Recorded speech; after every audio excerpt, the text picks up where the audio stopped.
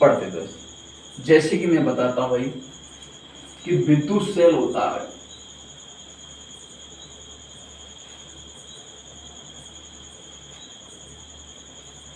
तो विद्युत सेल का जो प्रतीक होता है वो क्या होता है भाई, देखो तो विद्युत सेल का प्रतीक होता है वो होता है भाई इस प्रकार से, इसका प्रतीक होता है ये माइनस वाला ये प्लस वाला, इस प्रकार से अपन को ई डाउन देख, तो वही दिख रहा है सर को ये, ठीक भाई। अब जो सेकंड बात करते हुए इसके बाद अपन सेकंड की बात करते हैं। जो सेकंड है वो क्या है भाई, कुंजी होती है,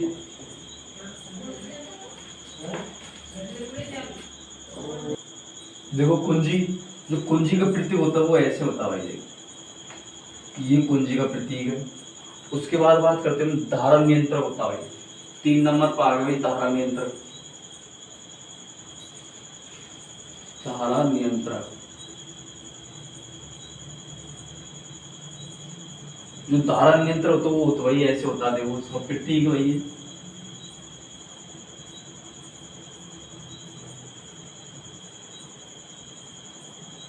ये धारा नियंत्रक का प्रतीक होता है। अब मैं बात कर रहा हूँ चौथा नंबर की, जो होता है भाई एमीटर होता है। तो देखो भाई एमीटर होता है वो क्या होता है भाई, ये इसमें होता है और इसके अंदर प्लस और ये माइनस, प्लस वाला और ये माइनस, ये इसका प्रतीक होता है। उसके बाद 5वें नंबर का आता है भाई क्या आता है, वोल्ट मीटर होता है।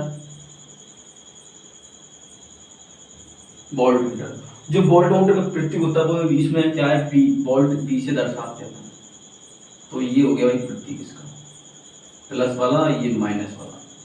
उसके बाद बात करते हैं विद्युत बल्ब होता है वो कैसा होता है, 6 नंबर पे विद्युत बल्ब। विद्युत बल्ब, तो जो विद्युत बल्ब का प्रतीक होता है वो वही, देखो ऐसे किया,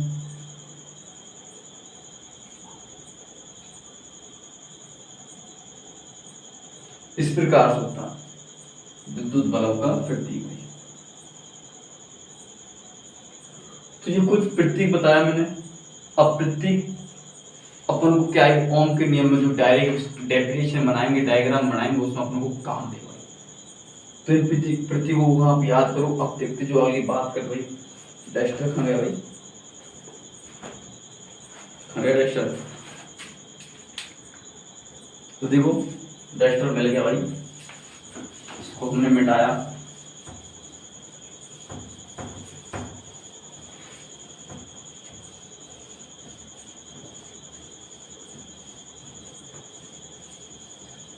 अब जो बात करता हूं भाई ओम के नियम भाई, क्या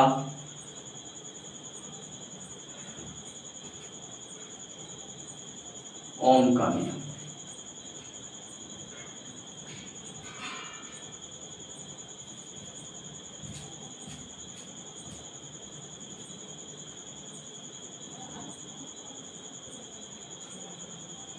ओम का नियम।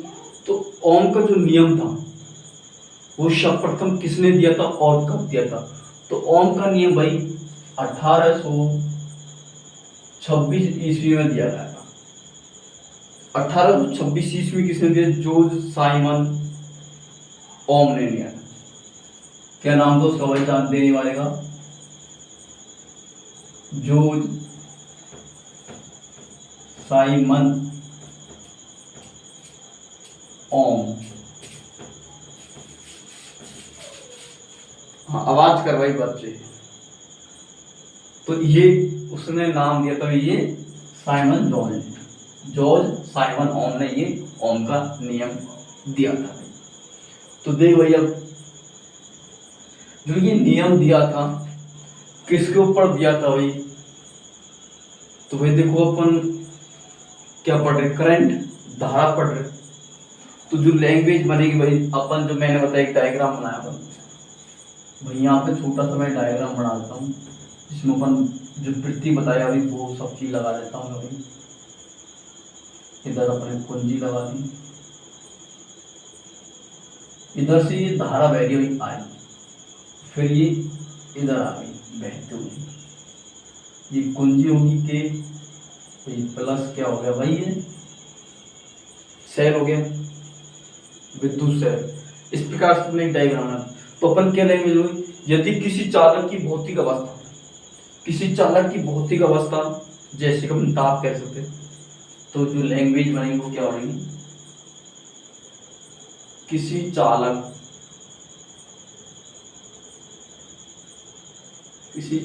की भौतिक अवस्था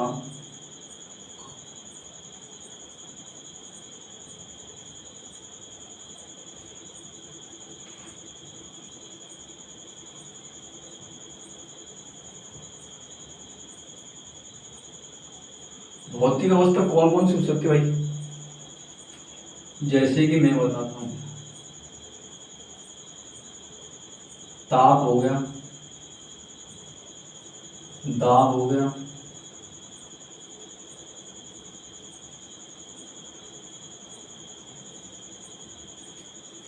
लंबाई हो गई, ये भी क्या है, भौतिक अवस्था। ये क्षेत्रफल अपन क्या कह सकते हैं, इसको एरिया भी ले सकते हैं। हो तो जो ये अवस्था हो तो क्या है भाई, जो इनकी सिरों पर, उसके सिरों के मध्य हो तो उसके सिरों के मध्य उत्पन्न विभवांतर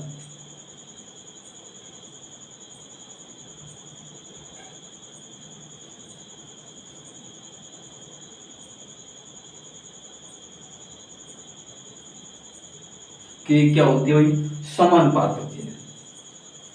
समांतर के जो विद्युत धारा होती है, विभवांतर प्रभावित धारा के जो विभवांतर है, इसके प्रभावित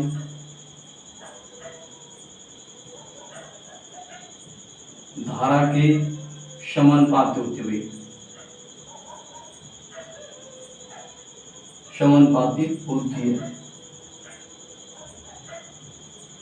देखो भाई, जो धारा जो क्या है, विभवांतर के समानुपात होते हैं, तो विभवांतर अपन बी से दर्शाते हैं, और ये धारा मतलब आई हो गया।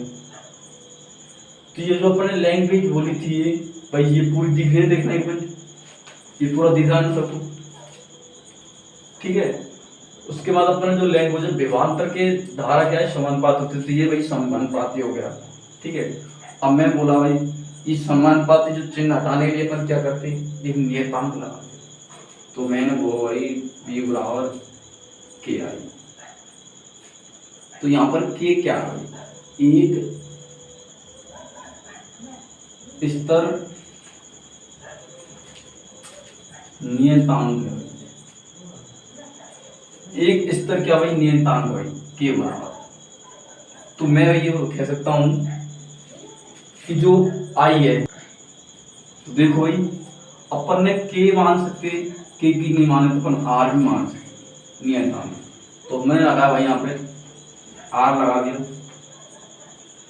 तो बी अपॉन हो गया भाई आई आर। अब अपन से पूछ लेते हैं इसमें धारा निकाले, तो धारा कैसे निकालेंगे भाई, आई बराबर हो जाएगा बी अपॉन आर हो जाएगा, या फिर अपन से बोल देता है कि भाई प्रतिरोध कैसे निकलेगा, जो नियतांक है ये नियतांक कैसे निकलेगा, तो देखो भाई इसको अपन ऐसे भी निकाल सकते हैं कि ये चाहिए अपन को आर वाला, तो क्या करेंगे, जब आर चाहिए तो नीचे भी चल जाएगा, तो क्या हो जाएगा, आर बराबर हो सकता है बी अपॉन आई, ये निकल के आया भाई, इस प्रकार से अपन निकाल सकते हैं।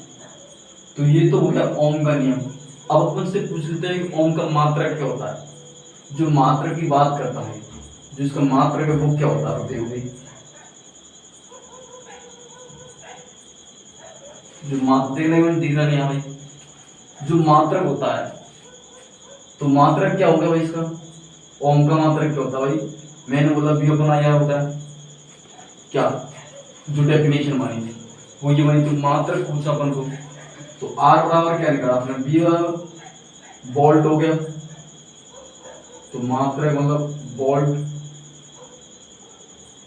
बटे आई एन धारा, धारा मतलब एम्पियर, जो अपन ने बताया धारा का मात्रक क्या एम्पियर, ये एम्पियर। तो क्या हो गया भाई, अब देखो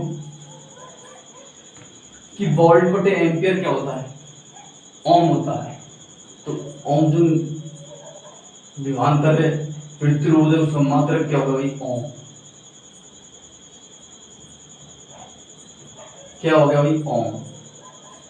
जो ओम है वो हम किससे दर्शाते हैं, जो इसका प्रतीक है वो ऐसा होता है, ये ओम का प्रतीक होता है इस प्रकार से।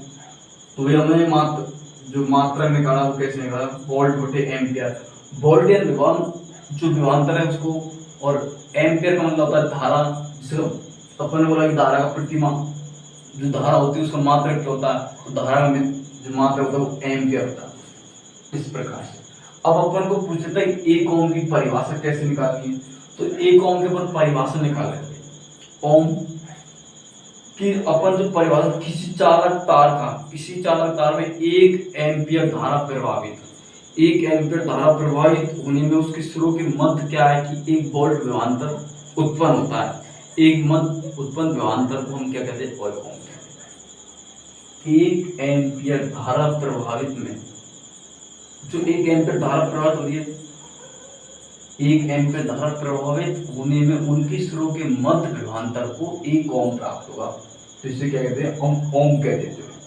इस प्रकार से हम डेफिनेशन बनानी होती है। तो मैं लिखना चाहूँ तो मैं इस प्रकार से लिख सकता हूँ भाई, आपने लिख लिया होगा कि ओम की जो परिभाषा वो तुमको मैं बोला उसका शब्द को रूप दे देता हूँ। इधर यहाँ तक दिख रहा है।